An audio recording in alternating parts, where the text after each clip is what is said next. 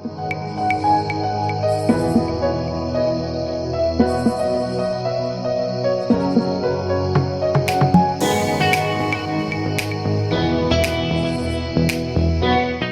right, so it's a little bit afternoon, so I think we're going to start now. Welcome, everyone. We are starting today's Sentry Employer Insights. For those of you who are new to the Employer Insights series, we have a series of questions that are commonly asked by students about the recruiting process. Some recruiters may have different policies or interpretations or understandings of what are common recruiting practices, or like what are their practices and preferences for the recruiting process. And we're going to get the insights today from Sentry. To introduce ourselves, my name is Patrick Harris. I'm an employer engagement specialist with the San Jose State Career Center. I'm with my colleague, Edlene Hernandez, who's going to be helping facilitate the Zoom call today and the Q&A. If you have any questions during today's session, we're going to be having some predetermined questions listed out here. But if you have any follow-up questions related to today's topics brought up, you're welcome to type them out in the chat, type out your questions. My colleague Edlene will bring them up when they're relevant to the current topic, or we'll bring them up at the very end of the presentation for an extended Q&A with the live audience here. But enough about us. We have representatives from Sentry here today. Stephanie, would you be down to introduce yourselves and the engineering representatives? Yes. Thank you, everyone, for showing up today. It would not be an event if you all did not show up, so thank you so much. I am Stephanie Lip. I'm a university recruiter here at Sentry, and my focus is to ensure that our university programs run from start to finish successfully, and to hire interns and new grads for our programs. And today I brought with me 2 software engineers from Sentry as well, and I'll let them introduce themselves. So we'll start with Leander. Hi all, my name is Leander. I work at Sentry as well. I'm a software engineer. I don't know if are we going into like what I do for work, or do we want to go into the questions? But either way, I've been at Sentry for like a year, 7 months ish. But I was a new grad, so I've been in your shoes. I've been to these employer insights at my school. So yeah, I hope we do a good call for y'all. And pass it off to Kathy. Hi, I'm Kathy. I'm actually a new grad. Yeah, I've been here for 7 months. I'm a software engineer. Yeah, so I clearly remember all of the nervousness and, just having to navigate finding a career after graduating. So yeah, happy to talk about all the things we're about to talk about. Thank you very much. Oh, so we'll be getting started with like our predetermined questions. Again, if any questions that students have today related to the current topics or not related, you're welcome to type them out at any point in the chat window, and we'll bring them up as they become relevant. So for starters, can you tell us a bit about your role at Sentry and how you started your career? Yeah, I can go and then we can jump into Leander and Kathy. So I kind of mentioned it earlier. I'm a university recruiter here at Sentry. I started my career in recruiting, started out as a recruiting coordinator and kind of worked my way up from there. But yeah, it's been an extremely fun avenue to go through, being able to hire, folks like Leander and Kathy and seeing them join the company, make an impact and grow has been really rewarding. But yeah, I can go on and on about this all day, but that's kind of just a little bit about what my role is here at Sentry and how I got started in here. And I'll pass it over to Leander. Sure. So like I said, I'm a software engineer at Sentry. I've been here for a year, 7 months, and I came from the University of Waterloo, like Waterloo, Ontario, in Canada. So I'm actually like from Canada and everything. And I graduated from nanotech engineering, so science. I did not have a CS background. I work doing software here. I like it a lot.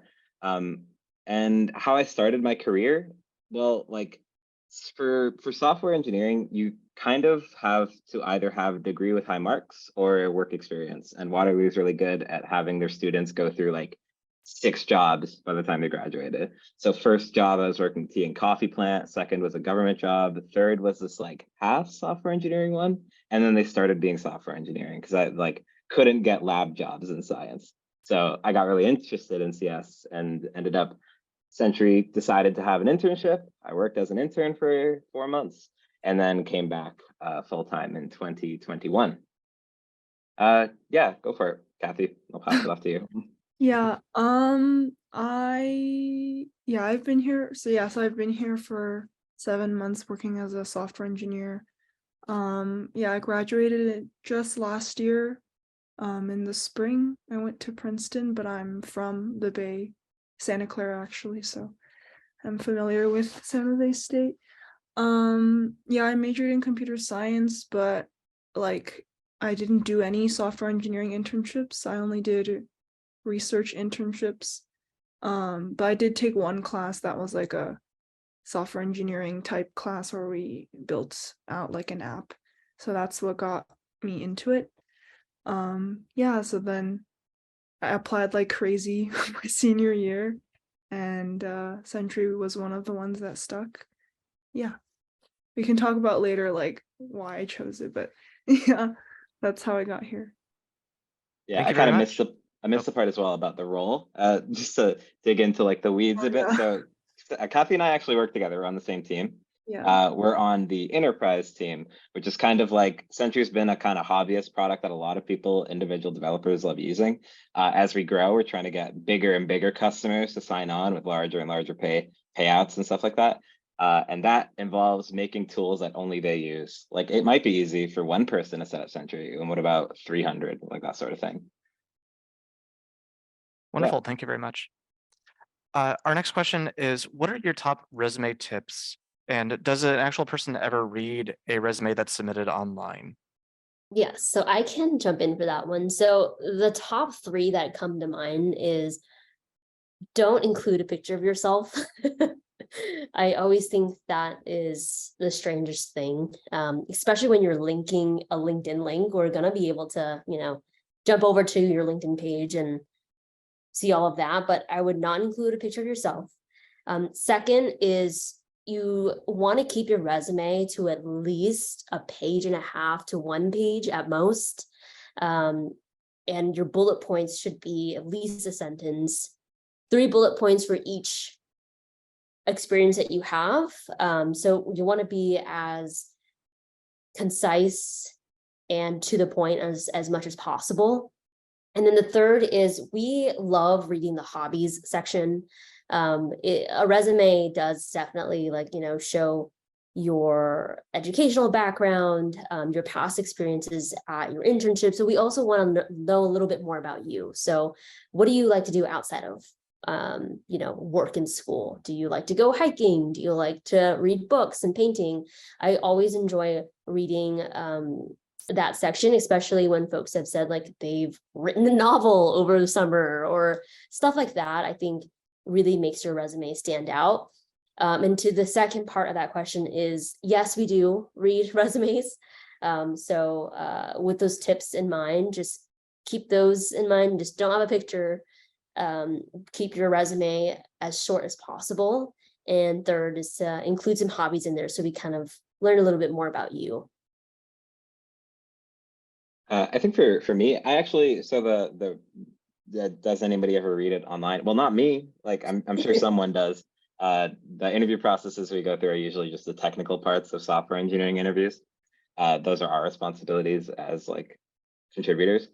But for resume tips, I've never been someone who like actually goes through resumes to comb through them. But what I found got the most reception when I was applying was just straight up honesty. Like if you lie in your resume or make up things or sort of inflate things, it makes it so that when you get into the interview and they ask you about it, it's embarrassing on your end to not be able to answer those questions, or to like, it says like I led a project. Like actually I worked under the lead. Like it gets like it puts a bad taste in the mouth. And even if what you're saying afterwards is still impressive, it's dampened by the fact that they started with a negative. So just like be honest. And with that honesty, I think another part that I like a lot is like a casual voice. Like I guess it depends on what you're applying for. Software engineering is kind of different than if you're going for like the law world or medical or something like that, something more formal. But a lot of the time, the people who are recruiting just want to get to know you. So having a voice that's like spoken as if you're talking to someone and more casual and like like that's why the hobby section, stuff like that, summary of qualifications, all that, being put in a voice that fits your own and doesn't feel out of place for you, is important. If you feel comfortable talking formally, then throw it on there, right? But just the honesty thing is kind of my main point. I think that's it. I also think I like color in resumes. I feel like a lot of people, I mean, I'm from Canada. I don't know if that's a weird thing, but like here I've seen a lot of resumes in latex, and that's cool too. But I've always been a fan of throwing a little color on the parts that you want people to see, like bolding headlines and stuff like that. Do So you want to join recruiting, Leander? no, I'm good. Thank you though. Yeah, I would say one thing that might make it easier is if you have like a master resume, and then it depends on if you're applying to different kinds of jobs, like you can take off sections, put in sections. I think one thing that's also important is like, I'm pretty sure recruiters look for keywords. Like, so if there are like specific things that they mention on the job description that they're looking for, like, and you don't have that on your resume, but you do have that experience, like you should include that, because they might use some kind of system to automatically screen it out. But like they could just be reading it individually too. Stephanie, would you be able to verify if Sentry does that? Yeah, I was gonna say, wow, both Kathy and Leander, feel free to join recruiting if you want to. For the top resume tips, I definitely second that. Have a master resume and be able to tailor it to each position and company that you apply for. Because the folks that do put together the job description are also the ones going to, at one point in time, take a look at your resume as well. So if it matches with what we're looking for, you're definitely moved to the top of the list in moving forward into the interview process. So yes, validated.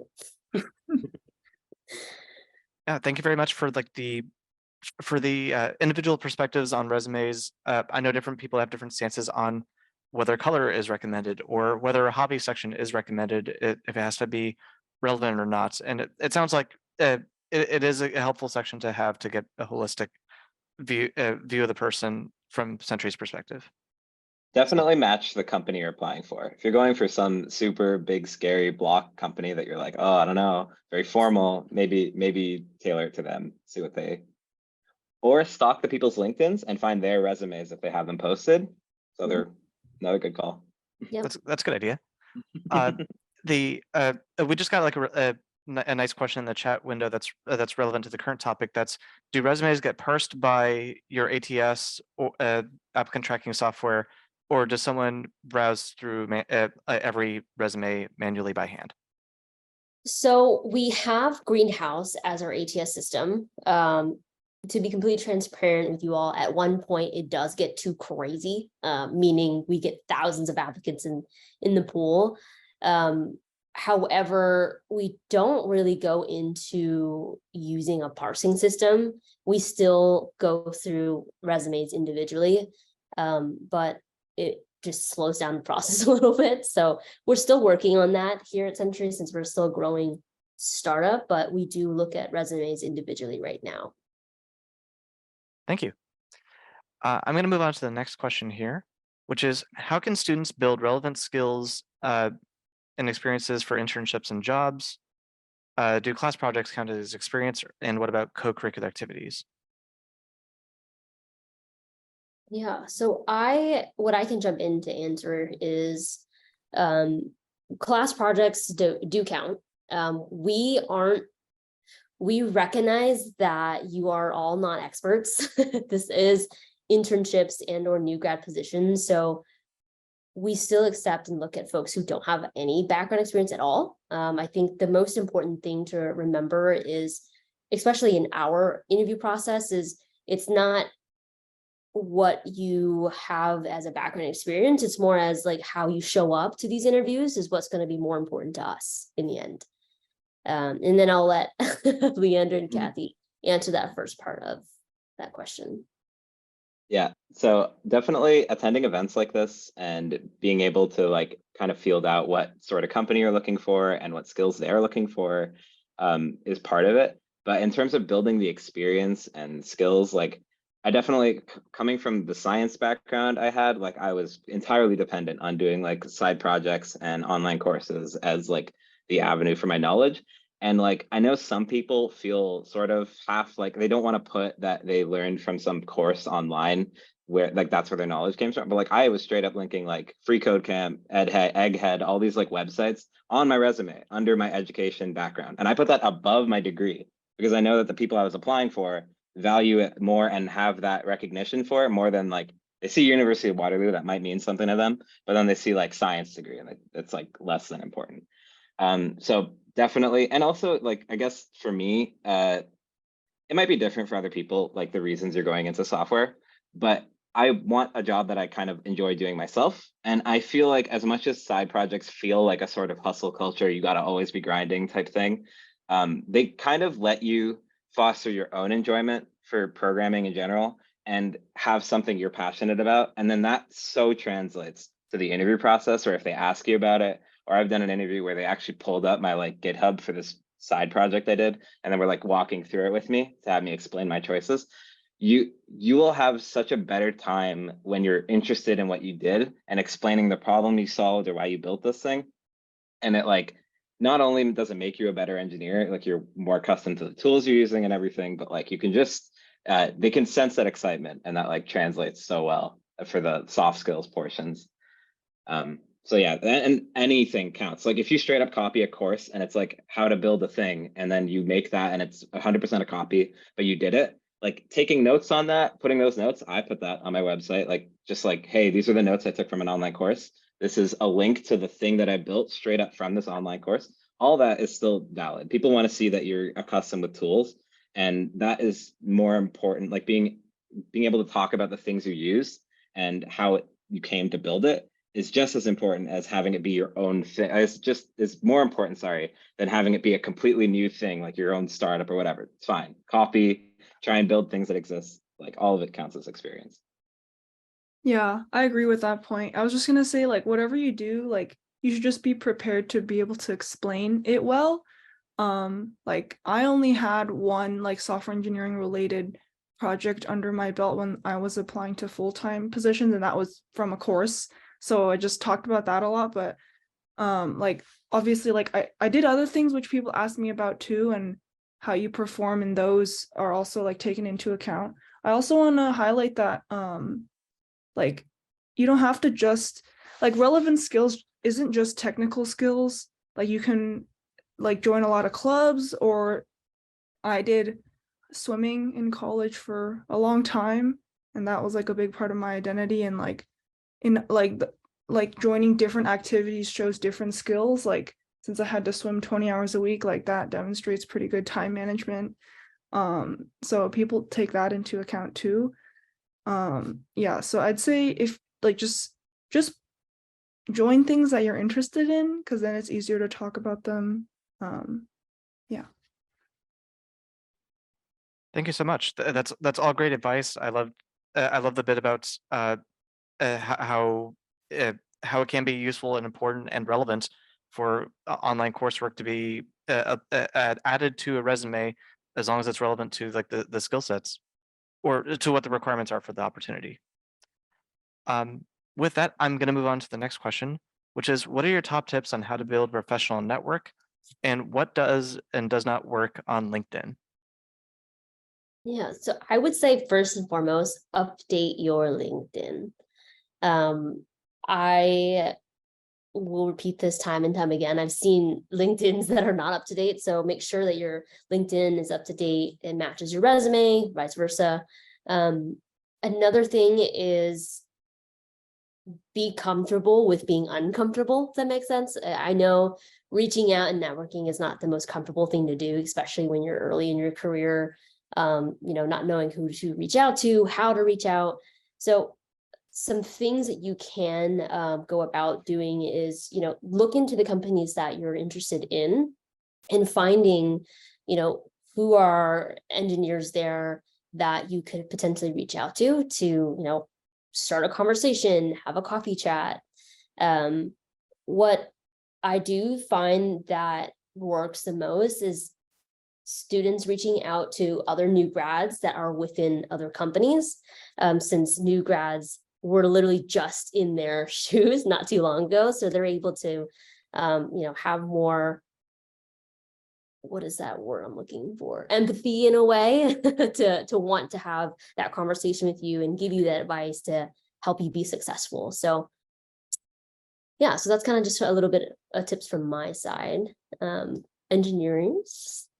Yeah, sure. So I think building a network is hard, but I definitely like attending events like this and reaching out to the companies that you want to work for is part of it. And when you get like an internship or a co-op or whatever, like adding all those people on LinkedIn, it'll feel weird because they'll be like, I saw this person once in the office, still send them a request. Everybody adds everybody on LinkedIn, right? And just having that sort of familiarity with them enough for being able to like look at their profiles, see what they've worked, where they've worked, and all that stuff. It becomes useful in ways down the line. Like if they move on from that company and join something that you want to join, you have at least someone to contact to get in. And I like definitely just leverage your own connections, your friends' connections. If they have events, they're going to as well. See if you can jump on. But yeah, for sure, things like this in college do a lot of work. And for what works and doesn't work on LinkedIn, I'm again just going to go with like be honest.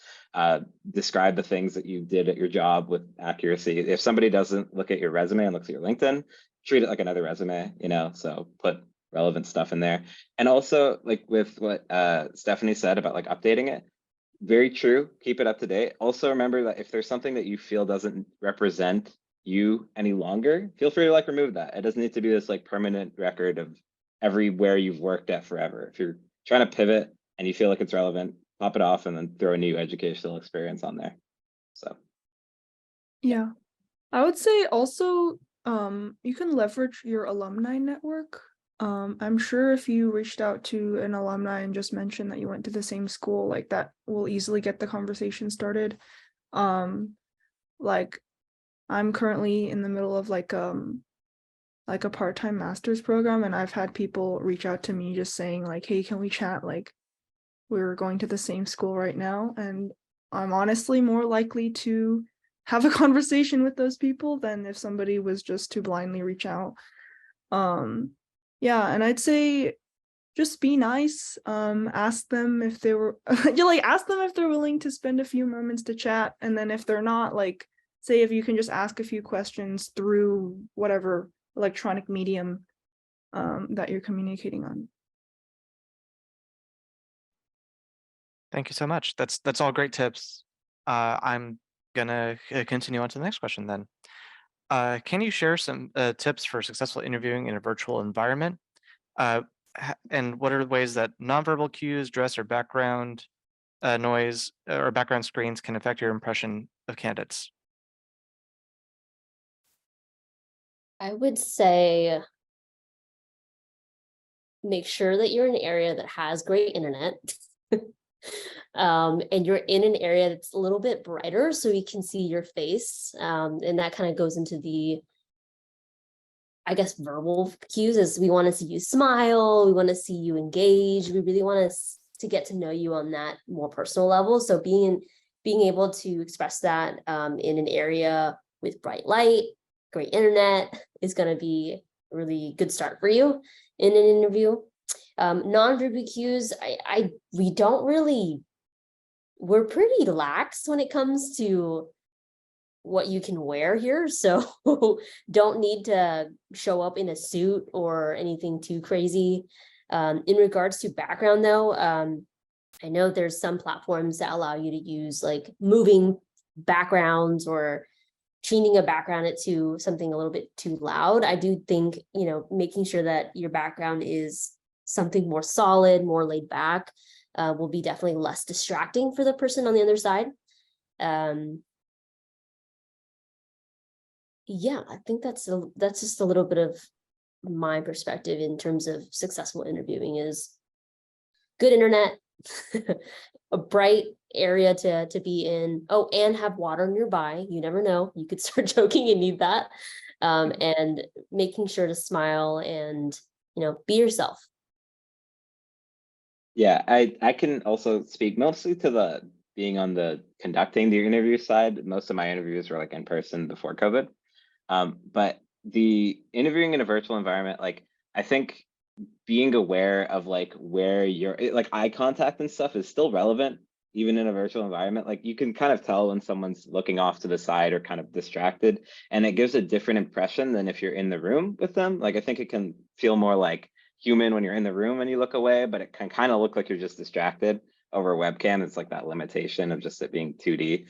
But in terms of like nonverbal cues, dress, background, that sort of thing, I think for tech, we're in a weird place where it's not really a focus. Like we don't have a strong dress code or like that will hard stop a resume if you sign on in a bathrobe or something like that. Like it's not really, we're kind of tried to be more open to whatever you want to bring to the table, but it is something that like the person who is conducting the interview will acknowledge it. And if you're not comfortable with them sharing it with other people that like, I was wearing, like they had this stain on their shirt or something like that, then if that's something you're fine with and you're that type of person, that's fine, right? But like as long as it's who you are, you're good. So dress as you feel appropriate, match the vibe of the company. I can say in tech it's pretty casual, so don't feel like you need to wear a suit. It's like a screening interview, especially like a technical question. Like people like me will not care. we'll notice that you're in a suit and be like, dang, okay, does that help you code? Like if it does, go for it. Yeah. I'm a person who has gone through every single interview I've ever had remotely. So I only know about the virtual experience. Yeah, I would say, especially when you're doing a technical interview and it's not in person, like it's just your voice and the screen. So I really recommend talking, just like talking your thoughts out. Because like no, the interviewer can't see like your expressions or anything, so they can only tell if you're understanding or not understanding something if you talk through your process. I'd also say it's important to get back to people in a timely manner, about scheduling or just like whether or not you're like pursuing other avenues. Just like let them know as soon as you can, because it's just polite, so they're able to, do their jobs as well. Certainly, I think that all makes sense. And I wrote down as a note, match the vibe of the company when it comes to clothing and apparel. And Stephanie, I think you described Sentry as like having a startup environment vibe to it. Do you think that the sort of clothing expectations for interviews is reflective of like Sentry in particular? Is it a startup thing? Yes, it's definitely a startup thing. I think most startups are very lax. I don't think you'll see too many folks in tech and startup wearing spazzy shirts or suits walking around. So Collared shirts. yeah, college. That's what I was looking for. Yeah. And Yeah. I would say even for a lot of other like the tech industry in general, it's kind of like that. I interned at Facebook before coming to Sentry, and even there, big companies, they're still very like the interviewers weren't in suits or whatever. They were always in hoodies, jeans, that sort of thing. It is a very casual industry, like different if you're Also, going into law. yeah. Also, like when you're interviewing virtually, it's just like the top half. So We have different recruiters who have different policies and preferences for that thing. Like I've heard recruiters say, like, have nice dress pants, even if it's for a virtual interview, just in case. Interesting. So it really is a matter of personal preference, I'd say. interesting. Oh, and I appreciate what Kathy said about the importance of the follow-up. And I wanted to ask Stephanie if you have any sort of like specific recommendations for what that follow-up should look like. What's the when, how, details? Yeah.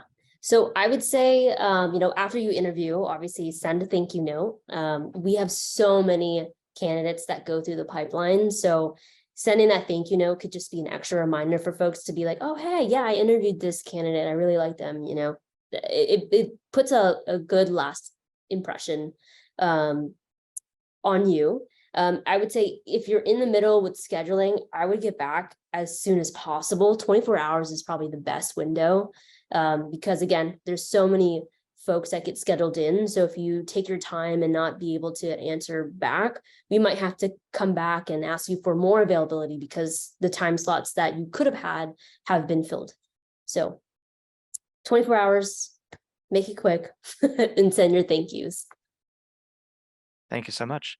I believe this is our last question for this segment, which is how does your organization support diversity and inclusion in the hiring and development of employees of various backgrounds and experiences? Yeah, and I can jump in for this one. So just as much companies today, it's a area of opportunity that we've recognized. Sentry as a company have recognized this, and we're working on it. So we've spent a lot of half of last year, just to kind of plan and strategize how we want to take on this goal for 2023. So with that in mind, we're working through ways to better support internal employees. And after being able to just build that foundation and support our internal employees, we're going to extend and kind of look more into how we can support outside of that. So it's a slow process, but we're working on it. Obviously, it's not going to happen overnight. So as a company, as our leadership team, we recognize this as an opportunity, and we're working towards that. Yeah, and just to like double on that, I think being mindful of your own biases helps. And that's why, like, I think even at Sentry we do this, but every company I've ever seen interviewing done from the internals, they have to go through like training to be an interviewer and to be able to like not clock biases as a negative and stuff like that. So it is important and something to focus on, and asking these sort of questions to companies that you're really aspiring to work for gets you a good idea of what they value and whether that aligns with you. So I think like asking this of places you want to work might make some people feel awkward about having to answer it, but still it's important for you in your career to work at a place you enjoy. So. Yeah, and I can say that we are starting. Yeah, we like had a panel last week or 2 weeks ago, just with women in engineering at the University of Ontario. Not Ontario, Toronto, sorry. So yeah, those things are up and coming, and hopefully we'll get more of them in the next round of hiring. Yeah, baby steps. Yeah. Wonderful.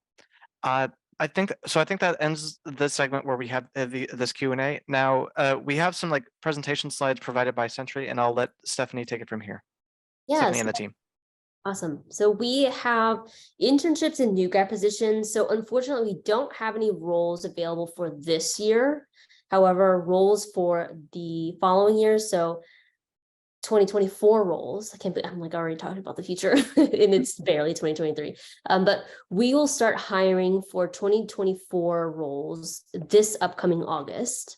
So if you're graduating in 2024 or spring of 2025, you'd qualify for our software engineering position. We typically have summer and fall. The timelines are between May to August, June to September, and then for fall, September, December. We have 12 weeks and 16 weeks. This is to just, support the different school schedules that are out there. Right now, we are hybrid, so 3 days in the office, 2 days at home. If you want to be in the office Monday through Friday, which we've seen a lot of interns do, no one's going to fight you. We have catered lunches. We have fully stocked kitchens with snacks and drinks, happy hours on Thursdays. We have Slack channels for everything. So there's always a boba run that's happening, a pets channel that's always happening on the side as well. The qualifications here is not requirements. So, if you don't have Python, let's say Python skills or background in that, that's totally okay. Again, we're not looking for experts. We know that you're not an expert. So when you do start here, we'll be putting you into a full-blown program where you'll be able to kind of learn all the things that you need to learn to be the most successful intern while you're here. So again, we don't have roles open for 2023, but roles for 2024 will open this August. And then for software engineers, again, oops, those start dates, it's a typo. It's supposed to say February 2024 to July 2024. But for software engineer new grads, again, we're looking for folks who are graduating in the fall of 2023, spring of 2024. Again, roles aren't open yet. We'll open up in August. qualifications here again are not requirements. They're just things that we've listed here as a preference. But with the new grads that do start, much like Kathy and not that too long ago, you will be matched with a mentor as well as a manager. We also have other new grads here that have already been here for quite some time. We have a small community that's growing right now, so you'll be connected with everyone when you do start as well. And then here it kind of laid out the difference between the summer and fall. Not a huge difference. The biggest difference here, though, is just the hack week. And hack week is when we all get together and spend time as a company to work on cool projects, whether that is to help, advance our technology, our product, our processes, or just the opportunity to collaborate with new people across the organization. It's just a really great time to network and be involved in some cool projects and make an impact while you're here. And then everything else you can all read there, but we have intern social events where you'll meet with leadership.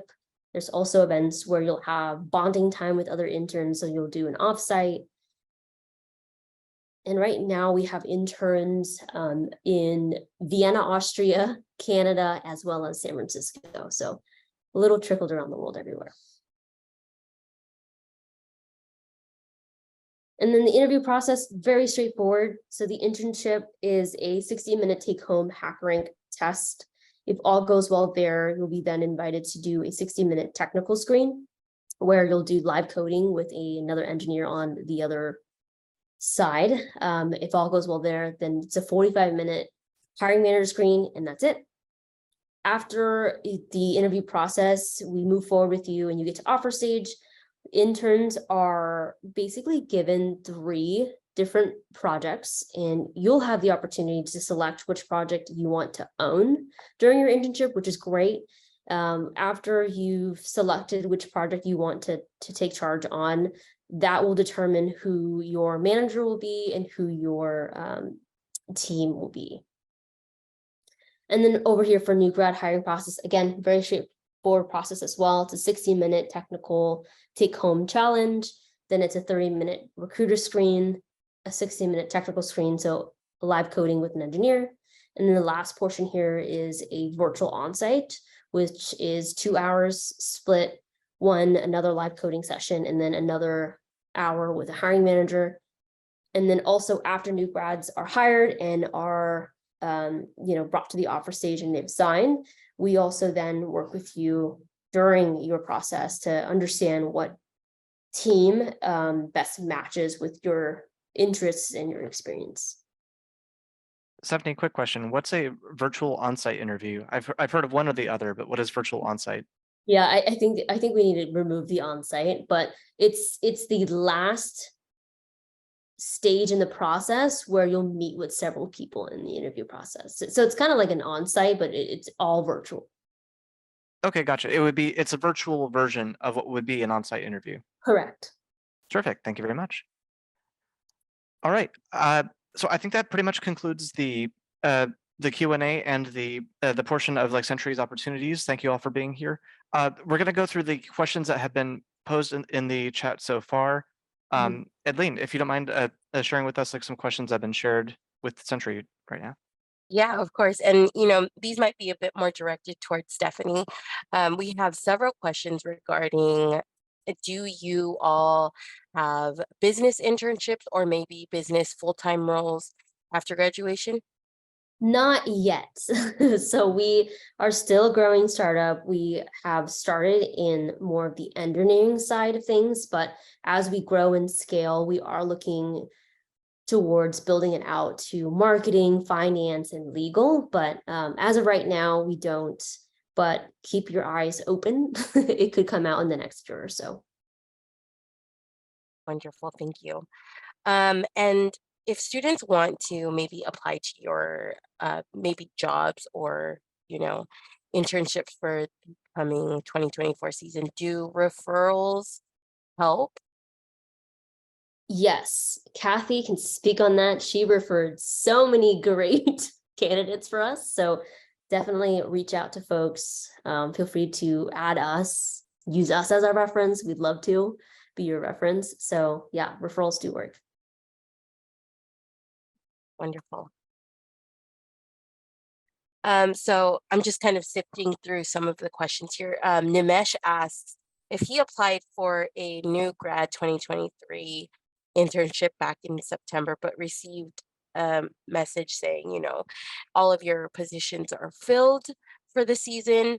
What would be the next steps if he is still maybe interested in applying at Sentry? Apply again. Yeah, I would say apply again. Unfortunately, we weren't able to get to you last time, but we're excited that you still want to join Sentry. So I would say just to reapply again. I can go back to the slide that was covering the internship details. Yeah, so we can go ahead and move on to another question. Thanks, Patrick, for sharing that. We have another question in the chat that says, if an applicant has prior experience as a software engineer and they apply for the new grad role, are they still considered for the position? If an applicant has prior experience as a software engineer and they apply for the new grad role, are they considered for the position? Of course, yeah. Wonderful. And you know, I know that I'm reading a lot of these questions that are put into the chat, but if any student wants to go ahead and unmute themselves and ask Stephanie, Leander, or Kathy any questions, please feel free to raise your virtual hand and we can ask you to unmute so you can ask them live. Oh, I do see a question here. Aditi, go ahead and unmute yourself. Hey guys, first of all, thanks for this great presentation and answering all of our questions. I do have a question related to product management. So I did see an open role for senior product manager role. So my question was, does Sentry hire new grads for product management? Yeah, so as of right now, we aren't. As I kind of mentioned earlier, is we're still a growing startup. So as we grow and we scale, we will visit outside of engineering, but right now it's very engineering specific. Yes, Stephanie. I'll ask a general question we've been seeing in multiple forums in the chat, which is following this event, what's the best way that students could get in contact with the three of you? LinkedIn. LinkedIn. Yeah, I Connect. think so. Yeah. And then I'll put in the chat as well our university recruiting alias. If anyone wants to follow up specifically more so recruitment side of things, feel free to use that email and I will be answering your questions. Wonderful. Thank you so much, Stephanie. So students can ask their like job and internship related questions to the overall email? Yes, that's correct. Great. And if students search, say, like Stephanie Lip or Kathy Tang Sentry into LinkedIn, then they'll be able to find you, okay? Yeah. Yeah, definitely. Wonderful. Thank you. We do have another question. This one's a bit more serious, and maybe you all have some kind of input in regards to the tech industry and how things are going right now with like mass layoffs. So how do you think that new grads should deal with the current situation in the tech industry? I can try for this one. So I think, yeah, right now tech is in a weird place where it's like these bigger companies are downsizing and a lot of places are having layoffs. That is sort of a symptom of the rampant money that has been in tech for the past however many years, and the like overemphasis and always having people in the pipe for recruiting. Because a lot of the big companies actually have crazy turnover. Like that's kind of a thing that they've had for so long. They always need these pipelines full. And now when they have less money in their like stock portfolios, it makes it difficult to sustain that, right? So they end up laying off big swaths of people. And I think that can seem scary, right? But being a software engineer is a good enough skill that can be generically applied to a lot of different aspects of not just tech, but like you can go into fintech or med tech or anything else. That it's not a waste to invest time and effort into being a better software engineer if that's something you're interested in. The type of job you apply for will be affected by what's happening right now in tech differently. Like applying for a startup definitely has a different vibe right now and a lot more risk, I think, than applying to like a more established company, but they might be looking for someone with more experience. So I think like gauge where you're going with that estimate, but honestly, like the direction of the world is in a way where tech is going to be important regardless. It might not be at the startup you pick first, but they're still going to be useful skills. So I don't think like if you're worrying about like, did I choose the wrong degree? You didn't. Like, that's all still fine. Like, you'll be okay. It's just a weird place in tech, because especially if like you talk to a lot of people in startups, VC money was just flying for years unchecked, and so yeah, it's not uncommon to see that affect layoffs. Thank you so much for your input, Leander. I mean, I definitely agree. You know, if you don't find your opportunity with the current startup or tech company that you want to, that doesn't necessarily mean that the opportunities are not out there for students. Yeah. And I So also thank think there's a culture in software engineering specifically where it's like big five are all that matter, like FANG you. companies, this whole Yeah. thing. And that is like it gets into a weird like territory where I think some people are very strongly, proud of where they've worked, and that's like Mm-hmm. part of their identity. And if that's you, that's important to you, and that's I have to respect that, right? But I think there are so many software companies in the Yeah. world, and 90% of them being in school, especially, y'all will have never have heard of. And Mm-hmm. look into them and give them a shot, because there's so many other interesting avenues that tech can be used in places like logistics and supply chain and Mm-hmm. all these like weird industries that aren't as glamorous. They'll still pay really well. They'll Mm-hmm. still be super like comfortable positions. They'll be fulfilled by the work, but they might take some more digging. Like Yeah. it only came from coming to Sentry that I found I really liked working on developer tools, because I work with developers and I am a developer, and open source. Like those, I Mm-hmm. wouldn't have found that without trying for Sentry. And Sentry is not one of the big companies. So yeah, keep an open mind and keep applying. Thank you so much for your great tips, Leander. We do have another question from Defree. They asked, what are some specific main things you guys look for in a candidate? Yeah, so as I mentioned, we aren't expecting you to be an expert. It is a new grad and or an intern position, so we understand that you might not have the extensive background or experience. So for at least at Sentry, when you're going through the interview process, just remember to, ask questions, be engaged, smile during your interviews, because that's going to be more important to us, is how you show up during the interviews versus, answering the interview question correctly. So what we look in a candidate is, are they excited for the position? Are they asking the right questions? Because it shows us that you are interested into the position and the company overall, and just to be yourself. Great, thank you so much, Stephanie. So it looks like we do not have any other questions on our Q&A list. If any other students have any questions or want to unmute themselves and ask the questions to Kathy, Leander, and Stephanie, please feel free to do so. I'll remind people of a couple of things here. We do have this feedback form. That's a QR code you're seeing on the screen. This will go to our survey. We want to make sure that we're running the kinds of events that students want to see. If you want to see Sentry invited back to more events, we want to make sure that's aligned with students' interests. Or we want to see also types of event formats that align with what your goals and needs are.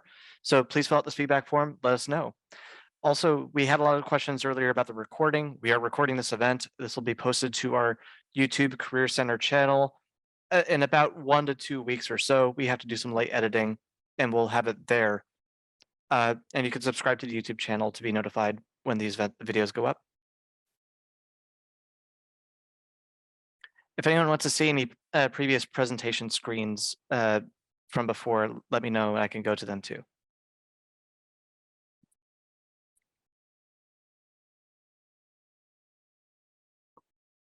Yeah, it looks like no more questions are coming in through the chat, but I just wanted to take this opportunity to really thank our guests today for speaking to our students. I know they probably found this really valuable, so thank you all so much.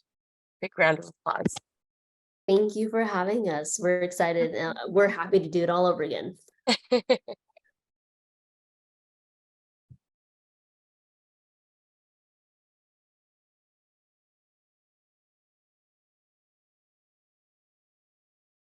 We do have some questions in regards to the raffle. So those are typically done at the end of the semester. And we're getting lots of thank yous from our students, so thank you all. I'm just going through the notes I took from the points that the Sentry representatives brought up today. Like during virtual interviews, make sure like your face is brightly lit. Just for what a personal anecdote is worth, I have a desk lamp here at my desk, and I have it shined on the back wall behind my monitor as like nice soft lighting, and like I'll do that for Zoom interviews. So if you happen to have a desk lamp at the time of the virtual interview, that can work pretty well. What else?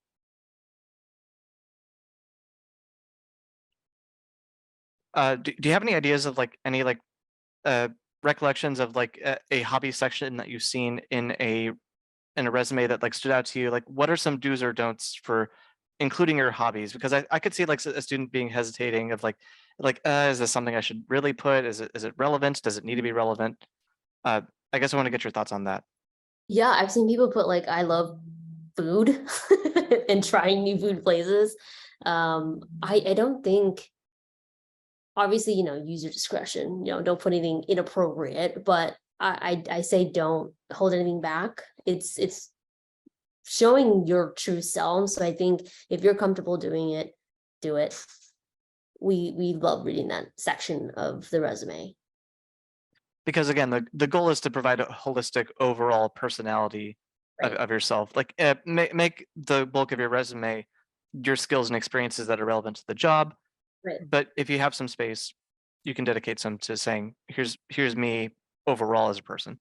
Mhm. Yeah, Perfect. like on my resume, I actually have like my favorite movies and some podcasts I listen to. Like it's kind of just like if that were to come up in a conversation, could you talk about it and seem excited? Because people love that. And if it happens to overlap, like I think if I were to redo this, I haven't updated my resume in a while. I put like I'm into mechanical keyboards, and I've had that be a topic of conversation in an interview where it's like someone's like, "Oh, I am too." It's like pretty common in tech apparently. So it's like that sort of random interaction can just leave a positive impression. But yeah, definitely. It's also just like, I don't know, you're more than just your work experience. So Absolutely. I have a note saying that Sentry doesn't use a resume parsing system, although things change and I understand that.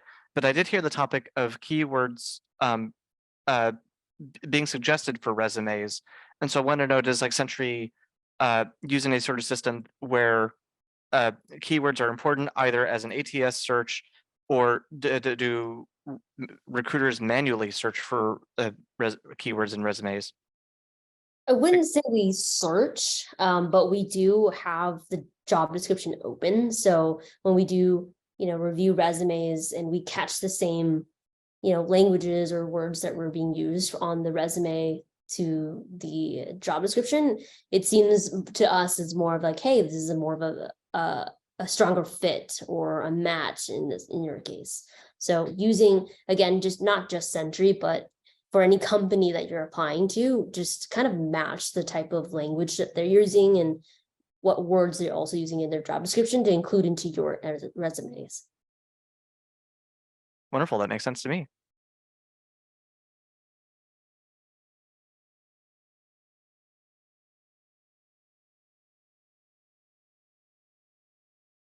So unless we have any final questions in the chat window, we might be closing the event pretty soon.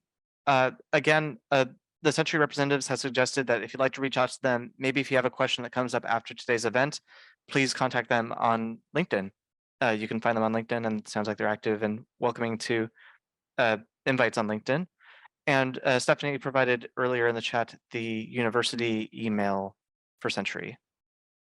So if any students here have any recruiting related or application related questions, you can email that email address to them.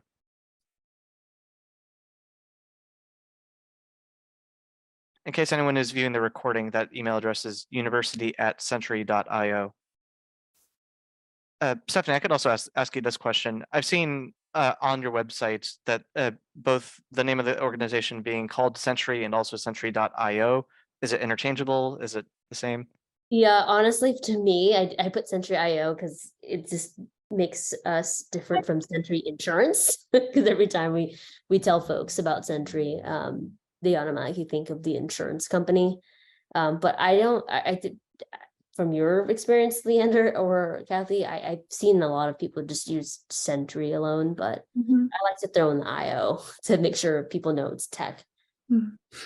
Yeah, the IO is definitely just like the domain name thing. We call ourselves Sentry internally.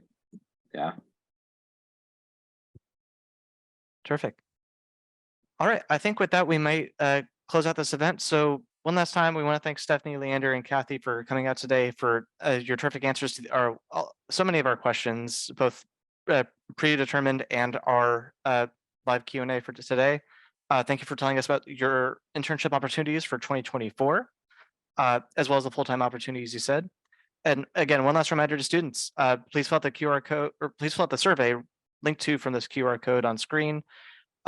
And you can enter Twitter to enter a raffle for a $20 Amazon card, but also you'll tell us what kind of events that you'd like to see, and we'll run more of those events. Thank you all for coming out today. Thank you. Thanks for coming.